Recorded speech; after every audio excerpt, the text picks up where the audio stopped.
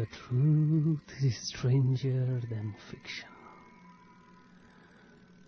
The truth is stranger than fiction. সত্য এমন এক জিনিস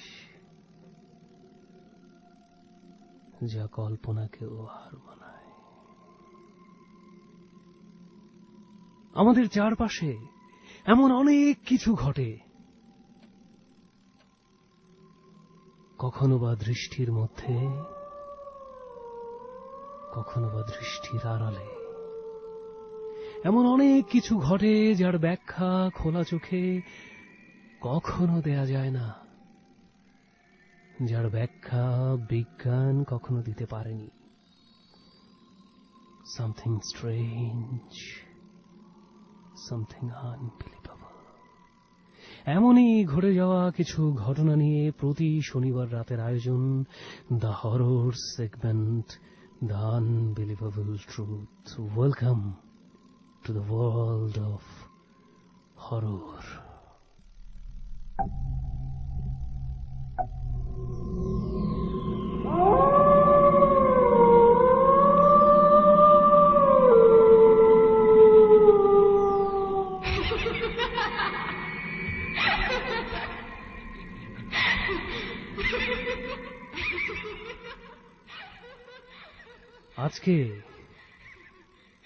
আজকে যে ঘটনাটি আমি আপনাদেরকে শোনাতে যাচ্ছি, এই ঘটনাটি পাঠিয়েছে আমাদের এক বন্ধু মামুন, মাধবীলতা 90 সেল থেকে।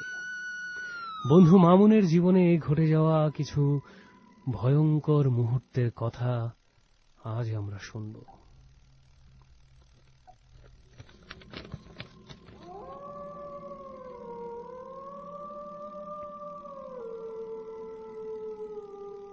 তখন আমার বয়স কত হবে, যেমনটা বলছিল মামুন আমাকে, 10 বা 12 হবে। একবার স্কুল বন্ধ থাকায় সবাই মিলে যাই নানু বাড়িতে। নানু বাড়ির যে জায়গাটাতে আমরা গিয়েছিলাম তার নাম হচ্ছে মহিচাল।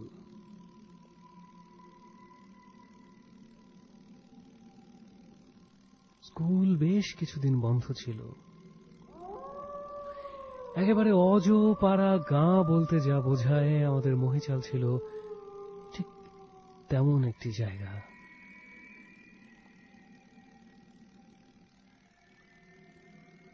বিশাল বিশাল সবুজ ঘন গাছ, সেই গাছের মাঝখান দিয়ে এঁকে বেঁকে রাস্তা, দুপাশে ধানি জমি। গ্রামে গিয়ে প্রথম যখন নামলাম, কেমন যেন লাগছিল সেই সময়টা। অদ্ভুত এক নীরবতা, নিস্তব্ধতা চারপাশ। হঠাৎ করেই সামনে একটা লোক দেখে একেবারে আঁতকে উঠলাম। পুরো মাথায় জট, বড় বড় জট। কত বছর যে স্নান করেনি তা বোঝা মুশকিল। এমন অদ্ভুত লাল টকটকে চোখে তার চাহনি, মনে হচ্ছিল আগুন ঠিকরে বের হবে চোখ থেকে। আমার যে ছোট মামা ছিল তার বয়স ঠিক আমার কাছাকাছি, 12 বা 13 হবে। মামাকে প্রথম জিজ্ঞেস করি, উনি কে মামা? মামা বললেন, উনি একজন ওঝা। ওনার কাজ কি? বলল, সে তুই বুঝবি না, গ্রামে এসছিস, অনেক কিছুই আছে, অনেক খারাপ বাতাস আছে, এদেরকে বশ করে রাখাই হচ্ছে ওনার কাজ। যখন চলে যাচ্ছিলাম লোকটা ঠায় তাকিয়েছিল আমার দিকে। ঘটনার শুরু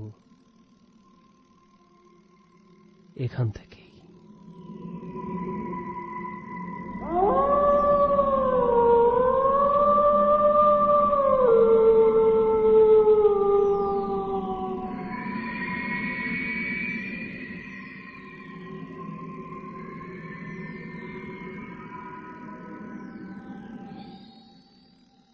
সেদিন ছিল হাটবার। হাটে কে যাবে কে যাবে কে যাবে, কিন্তু বাড়িতে যাওয়ার মতো কেউই ছিল না। মা আমাকে বলল, তুই তো বড় হয়েছিস, শহরে তো অনেক মার্কেটে গিয়েছিস, যা গ্রামের হাট থেকে বাজার করে আনতো। আমিও একটু ক্রেডিট দেখানোর জন্য রাজি হয়ে গেলাম। ছোট মামাকে বললাম, মামা চলো হাটে যাই। কিন্তু মামা তখন ফুটবল খেলতে যাবে। আমি বললাম, তুমি যাবে না আমার সাথে? বলল, না, আমি এখন মাঠে যাব খেলতে। মনে মনে ভাবলাম, থাক, না যাক, একাই যাই, একা গিয়ে হাট করে আসি, একটা ক্রেডিটও পাওয়া যাবে। যেমন ভাবনা ঠিক তেমনি চলে গেলাম মহিচালে বাজার করতে। তখন দুপুর গড়িয়ে গেছে। গ্রামের হাটগুলি হয় খুব তাড়াহুড়োর মতো, ধুমধাম করেই সব শেষ হয়ে যায়। তাই এটা কিনো সেটা কিনো এমন কিনতে কিনতে কিনতে কিনতে কখন যে দুপুর গড়িয়ে বিকেল গড়িয়ে সন্ধ্যা হয়ে গেছে বুঝতেই পারিনি। হাট থেকে আমাদের বাড়ির দূরত্ব বেশ খানিকটা, আর পুরো রাস্তায় পায়ে হেঁটে আসতে হয়। যখন রওনা দিয়েছি হাট থেকে, ততক্ষণে সূর্য প্রায় অস্ত চলে গেছেই বলা চলে। লাল একটা আভা শুধু ছড়িয়ে আছে দিগন্তের একেবারে শেষ প্রান্তে। হাতে বাজারের ব্যাগ নিয়ে আমি হেলে দুলেই হাঁটছিলাম। বেশ খানিকটা পথ আসার পরে একটা ছাড়া বাড়ির মতো জায়গা আছে। যতটুকু শুনেছি, এই বাড়িতে কোনো মানুষ থাকে না। গ্রামে যারা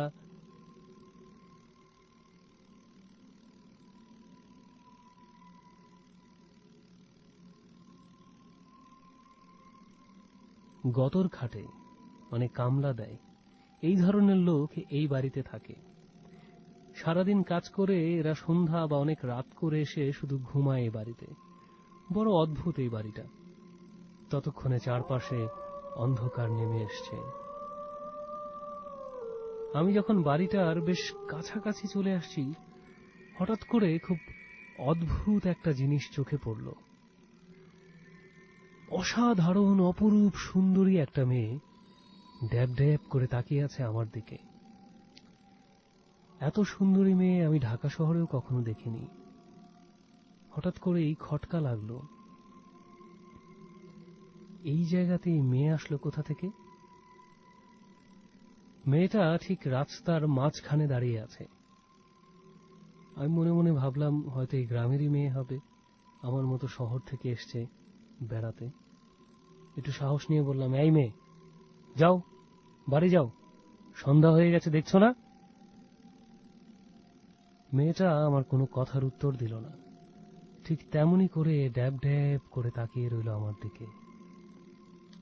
আমি মনে মনে ভাবলাম, এ কি যন্ত্রণা, যাচ্ছে না কেন? বেশ খানিকটা দূরত্ব থেকেই আমি আবার বললাম, এই মেয়ে, যাও বাড়ি যাও। কিন্তু পরক্ষণে এই খুব অদ্ভুত একটা ঘটনা ঘটে গেল। হঠাৎ করে এই মেয়েটা খিলখিল করে হাসতে শুরু করলো। ঠিক কিছু বোঝার আগেই মেয়েটা আমার চারপাশে একটা চক্কর দিল, আর এমন অদ্ভুত ভাবে হাসছিল, আমি খুব অবাক হলাম। এমন করে হাসছে কেন মেয়েটা? এই ভর সন্ধ্যাবেলা এমন করে কেন হাসছে মেয়েটা? এই মেয়ে, এই মেয়ে, হাসছো কেন? যাও বাড়ি যাও।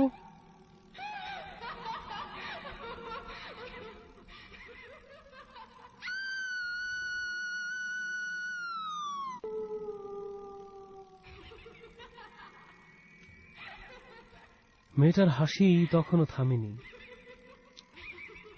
আমি ভাবলাম, যাকগে, হাসুক, আমি আমার রাস্তায় হাঁটতে থাকি। ততক্ষণে বাড়ির সেই জায়গাটা ক্রস করে চলে এসেছে আমি। দেখলাম মেয়েটা তখনও খিলখিল করে হাসছে। হঠাৎ করেই একটা আত্মচিৎকার, তারপর ঠিক যেমন ছিল, সুনসান নীরবতা, একেবারে চুপ, কোথাও কোনো শব্দ নেই। দূরে কোথায় যেন একটা কুকুর আত্মচিৎকারে ফেটে পড়ল। কেমন একটা ভয় এসে আস্তে আস্তে গ্রাস করলো আমাকে। চারপাশে তাকিয়ে দেখলাম কই, এখান তো কোনো মেয়েই নেই। ভাবলাম তাহলে মনে হয় চলে গেছে। আমি আবার হাঁটতে শুরু করলাম, কিন্তু কেমন যেন একটা ভয় ভয় করছিল তখন। কে এই মেয়ে, কোথা থেকে আসলো আর কোথায় বা চলে গেল? আমি ভাবলাম হয়তো আমি খেয়াল করিনি, বাড়ি চলে গেছে। প্রায় 10 থেকে 15 কদম সামনে আসার পরেই হঠাৎ করে মেয়েটা কোথা থেকে জেনে আবার উদয় হলো, এবার আমার একেবারে কাছাকাছি। বেশ খানিকটা ভয়ই পেয়ে গেলাম। ভালো করে যখন মেয়েটার দিকে তাকালাম, দেখলাম সেই অদ্ভুত হাসি, সেই অদ্ভুত দৃশ্য, সেই চারপাশ গগন বিদারিত করে খিলখিল করে হাসছে মেয়েটা। আমি এবার দ্রুত পিছনে চলে আসলাম। এই মেয়ে, কে তুমি? কোন বাড়িতে থাকো? এভাবে হাসছো কেন তুমি? যাও, বাড়ি যাও। কিন্তু এবার আর মেয়েটা বাড়ি গেল না। আবারও সেই গগন বিদারী আত্মচিৎকার, তারপর আবার নেই। মনে হচ্ছিল আমার পা আস্তে আস্তে সেই মাটির রাস্তায় দেবে যাচ্ছে। চোখের সামনে আমি হঠাৎ করে মেয়েটাকে দেখলাম উধাও হয়ে গেছে।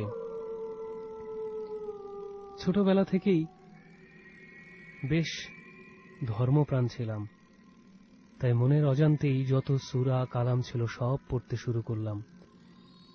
চারপাশে কেমন একটা বোটকা গন্ধ, মনে হচ্ছে এই বুঝি মেয়েটা পেছন থেকে আসলো, এই বুঝি সামনে থেকে আসলো, এই বুঝি ঝাঁপিয়ে পড়বে আমার উপর। কিন্তু কে এই মেয়ে, কে? তারপর যা দেখলাম তাতে আমার আত্মা পানি শূন্য অবস্থা। ঠিক একটু সামনে গিয়েই একটা 3 রাস্তার মোড় আছে। সেই মোড়ে দেখলাম সেই জট বাঁধা সেই সন্ন্যাসীটা দাঁড়িয়ে আছে। তাকে দেখে যেন খানিকটা সাহস আসলো বুকের ভেতর। মনে হলো যাক, এ যাত্রায় মনে হয় বেঁচে যাব। দৌড়ে তার কাছাকাছি গেলাম। দেখলাম এক দৃষ্টিতে সেই সন্ন্যাসী তাকিয়ে আছে আমার দিকে। আমি কিছু বলার আগেই সে হাত তুলে থামিয়ে দিল আমাকে, এবং তারপর যা ঘটল তা ছিল অনেকটাই এরকম।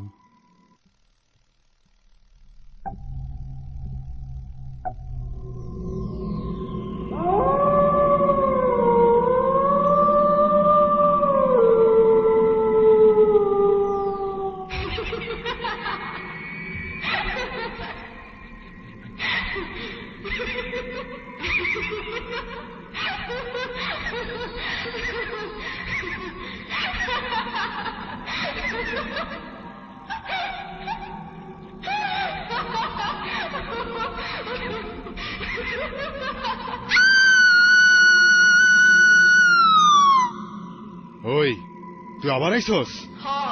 আইসি। তুই জাগা, এখনই জাগা। না, যাবো না, আমি যাবো না।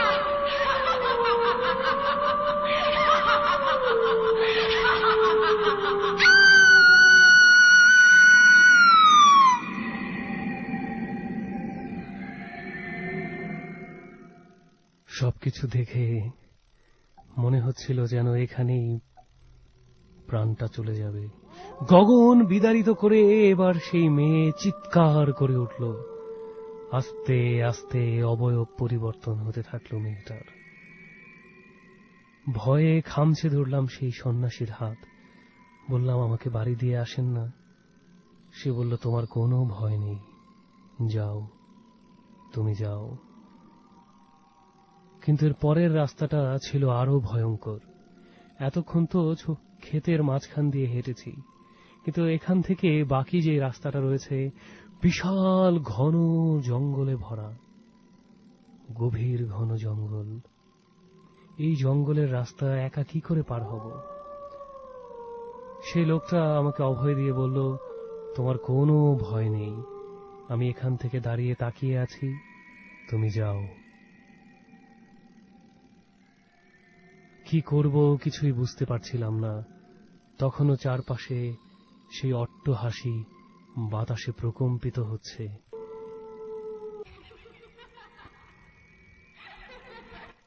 বারবার সেই একই কথা আমার কানে বাজতে লাগলো। তুই আবার আইছস? যমুনা, তুই জাগা, এখনই জাগা। যমুনা। আমি যাবো না।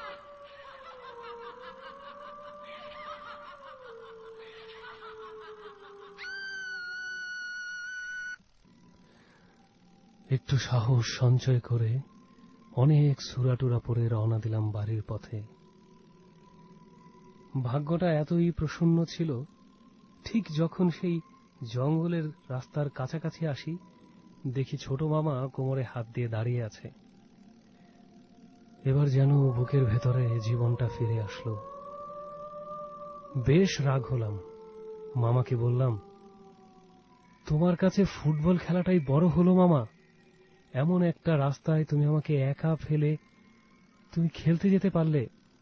মামা বলল, বুঝলাম, চল বাড়ি চল। তারপর মামা তার একটা হাত আমার গলায় দিয়ে দিল। এখনো ঠায় মনে আছে, দুই মামা ভাগ্নে গান গাইতে গাইতে বাড়ির পথে আসছিলাম। মামা ভাগ্নে যেখানে, আপদ নাই সেখানে। জঙ্গলের রাস্তাটা পার হয়ে বাড়ির বেশ খানিকটা কাছাকাছি চলে এসেছি। তখনও মামা শক্ত করে আমার গলা ধরে আছে। যখন বাড়ির একেবারে কাছাকাছি চলে এসেছি, দরজার কাছে বলা চলে, মামা আমাকে বললেন, যা ঘরে যা। আমি বললাম, তুমি? মামা বলল, মাত্র মাঠ থেকে খেলে আসলাম, হাত মুখটা ধুয়ে আসি, তারপর আমি যাব ঘরে। আমি বললাম, মামা কলপার একা একা যাবে? আমি আসি তোমার সঙ্গে? মামা বলল, না, আসতে হবে না, তুই ঘরে যা। আমি বললাম, ঘরে যাব? তুমি একা যাবে কলপারে? মামা বলল, আরে তাতে কি হয়েছে, আর কোনো ভয় নাই, আমি আছি না, যা তুই ঘরে যা। এই কথা বলে মামা আস্তে আস্তে ঘুরে দাঁড়ালেন। তারপর আমি দেখলাম এক পা দুপা করে মামা কলপারের দিকে যাচ্ছে। আমি ভাবলাম, যাক, এবার তাহলে আমি ঘরের দিকে যাই।